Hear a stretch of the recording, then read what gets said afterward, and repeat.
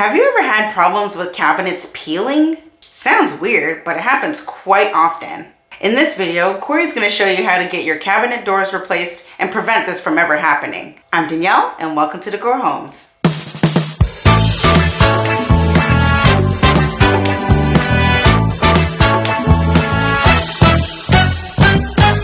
If you're interested in building your own kitchen cabinets and you want to get something pre-made from IKEA or Lowe's or Home Depot, you better watch this video first. Because if you buy this stuff without watching this video, your cabinets could turn out like this.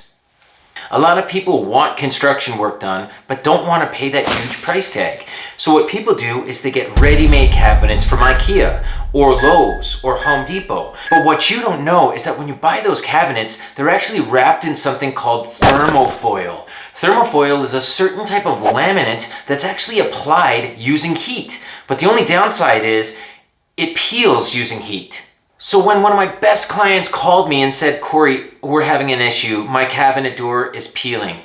And I was like, "Ooh, dear, that's not good. Let's take care of that." And then she said, "It's worse. There's more than one. There's 2, 3, 4 cabinet doors." And I'm like, "Whoa, stop!" Ouch! I was literally freaking out inside. I've seen enough. When I showed up to my client's house, I had a feeling of wanting to take care of him and thinking, what the heck just happened and how? Now there's ways to avoid this and still purchase at those stores. The trick is that you have to make an appointment and actually speak to a kitchen designer. When you speak to that kitchen designer, they'll tell you the ins and outs of how to buy a kitchen, what types of materials to use, where to put heat guards. It's quite a bit of time to sit down and have an appointment with these people. We're talking 2, 3, 4 hours in some cases.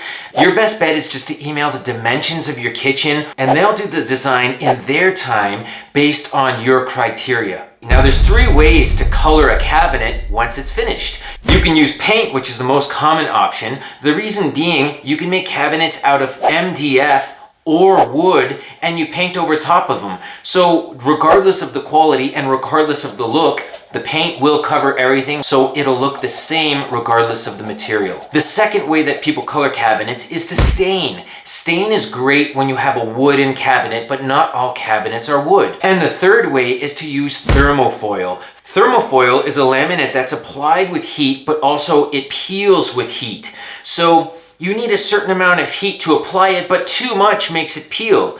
Do you see the downside of this? So if you walk into your local construction department store and you want to buy kitchens, make sure you ask for something that doesn't have thermofoil, because then your cabinets could peel like that, which is not good. To get the best bang for your buck, I'd use MDF, which is medium density fiberboard. MDF isn't nearly as strong as wood, but the benefit of that is that you could actually cut a door all in one piece, as opposed to wood where you'd piece the door together. But as heat is applied in the kitchen, the door could warp and you could start to see your doors split over time. That's the benefit of MDF. Once you paint MDF, it looks just like a wooden door, and after it's kiln dried, it's just as strong. The big benefit of wood is that you can stain it. So if you stain wood, you can really get that nice effect that you're looking for. Typically when you're looking at wood and stained cabinets, you're really ramping up the price point.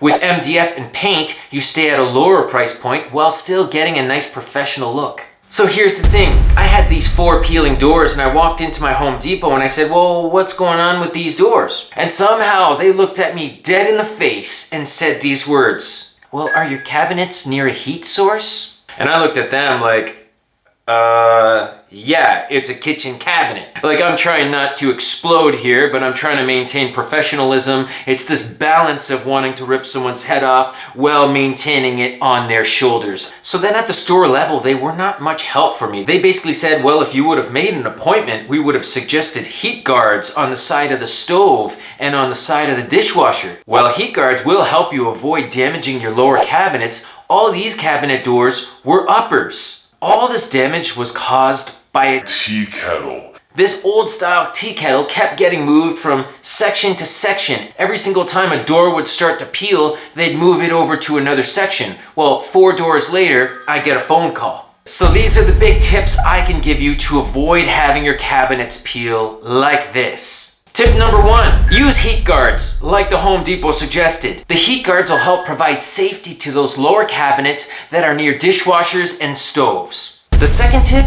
is to avoid thermofoil. Try to get cabinets that are actually made out of MDF or wood.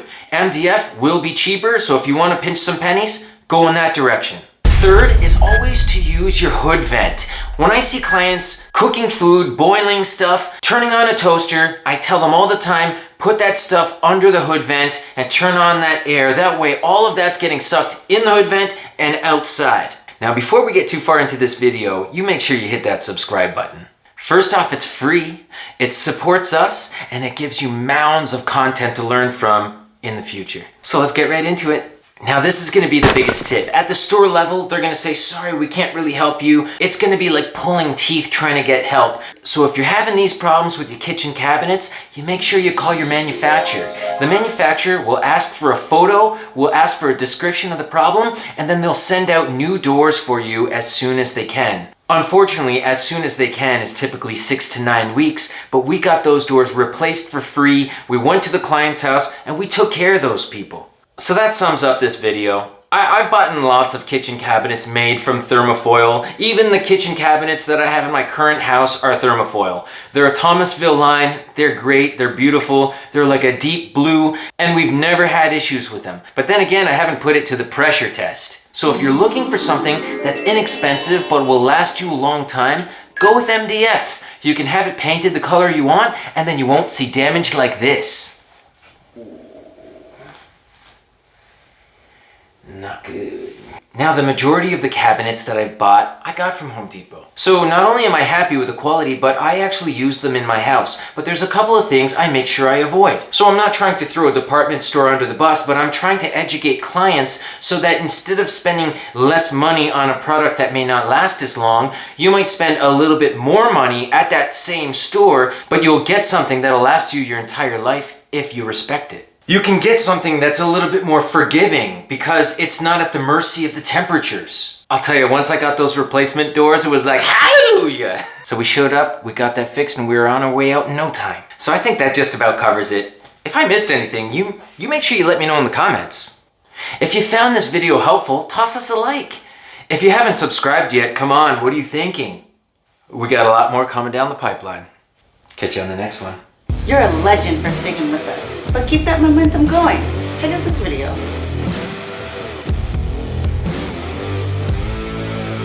Don't forget to subscribe. See you next time. Bubbly. I bet you like some bubbly, but not this kind of bubbly. Or something.